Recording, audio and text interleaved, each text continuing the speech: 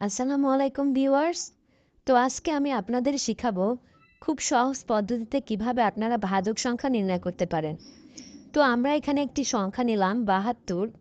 যদি আসে ৭২ সংখ্যাটির ভাজক সংখ্যা কত, তাহলে আমরা কি করব? প্রথমে আমরা ৭২-এর লসাগু বের করব। তো ৭২-এর লসাগু প্রথমে আমরা যদি ২ দিয়ে দেই তাহলে হয় ৩৬।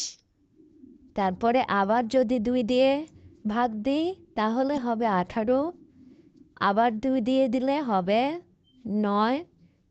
আর তো ২ দিয়ে ভাগ যাচ্ছে না, তো সেক্ষেত্রে ৩ দিয়ে ভাগ দিলে হবে ৩।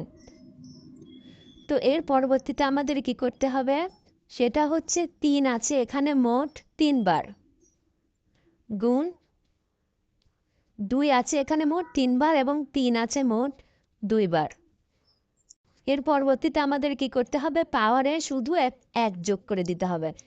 তো এক্ষেত্রে আমরা ২ এর সাথে ৩ যোগ ১ গুণ ৩ এর সাথে ২ যোগ ১।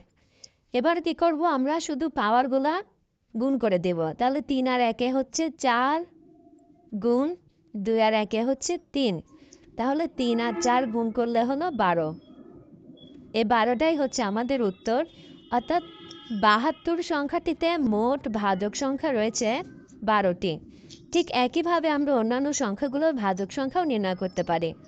যেমন আমরা যদি ৬ সংখ্যাটিতে ভাজক সংখ্যা নির্ণয় করি, তাহলে আমরা প্রথমত ৬-এর লসাগু বের করব। তাহলে ৬-এর লসাগু কত হলো? ২ দিয়ে দিলে হয় ৩ ২ গুণে ৬। তো এক্ষেত্রে ২-এর পাওয়ার হচ্ছে ২ আছে একটা, গুণ ৩ আছে এখানে একটা।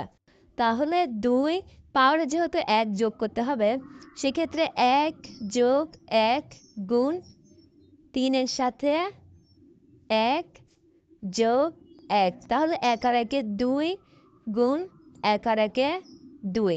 তাহলে ২ ২ গুণ করলে কত হচ্ছে? ৪। এই ৪টাই হচ্ছে আমাদের ৬-এর ভাজক সংখ্যা।